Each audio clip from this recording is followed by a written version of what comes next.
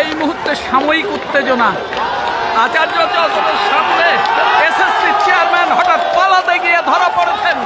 তুমুল বিশৃঙ্খলা আপনারা দেখতে পাচ্ছেন। পুলিশ বাহিনী নিয়ে অভিযোগ যে এসএসসি চেয়ারম্যান এই দরজা দিয়ে পালাবার চেষ্টা করেন এবং আন্দোলনকারীরা সঙ্গে সঙ্গে ঝাঁপিয়ে পড়ে তার উপর এবং তাকে আটকে দেয়। এটা অত্যন্ত লজ্জার বিষয় এবং এটা বেদনার বিষয়। একজন উচ্চশিক্ষিত মানুষ যার দুর্নীতির কারণে আজকে হাজার হাজার ছেলে মেয়ে কর্মহীন হয়েছে।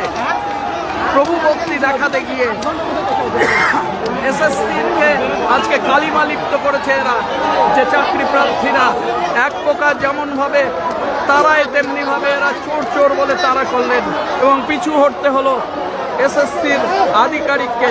চারিপাশে এখন পাহারায় রত স্কুল সার্ভিস কমিশনে চাকরিহারা 2016 হাজার হাজার শিক্ষক শিক্ষিকা তারা এখানে দাঁড়িয়ে এই মুহূর্তে পাহারা দিচ্ছে।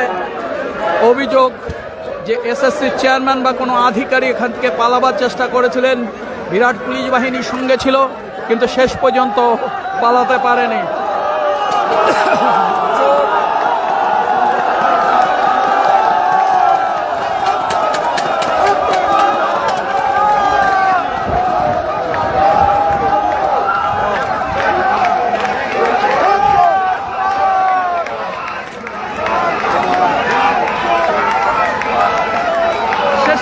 এই বাড়িটা চোরের বাড়ি বলে পরিচিত হয়ে গেল। বাংলার ইতিহাসে, বাংলা শিক্ষার ইতিহাসের এক লজ্জাজনক অধ্যায়। অসংখ্য স্বপ্নের জাল বোনা হয়েছিল এই আচার্য সদনে। 1,34,000 ছেলে মেয়ে এখান থেকে চাকরি পেয়ে প্রতিষ্ঠিত হয়েছে। আর একটা স্কুল সার্ভিস কমিশনের পরীক্ষা, আর সেই পরীক্ষায় পুকুর চুরি। সেই পুকুর চুরির ইতিহাসের সাক্ষী হয়েছে বাংলার মানুষ। কাজ হারিয়েছে 26,000-এর মধ্যে একটা বড় অংশের শিক্ষক শিক্ষিকা শিক্ষাকর্মী। এই মুহূর্তে চেয়ারম্যান যেখান থেকে পালাচ্ছেন বলে অভিযোগ সেই জায়গায় হাজির হয়েছেন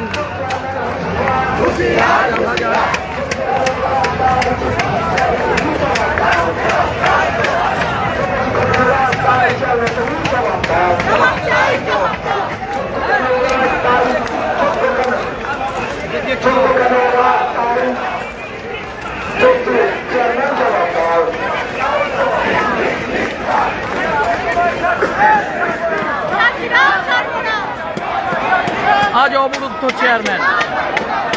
অভিযোগ এসএসসি চেয়ারম্যান এই পথ দিয়ে পালাবার চেষ্টা করেন এবং তাকে তারা করে এখানকার আন্দোলন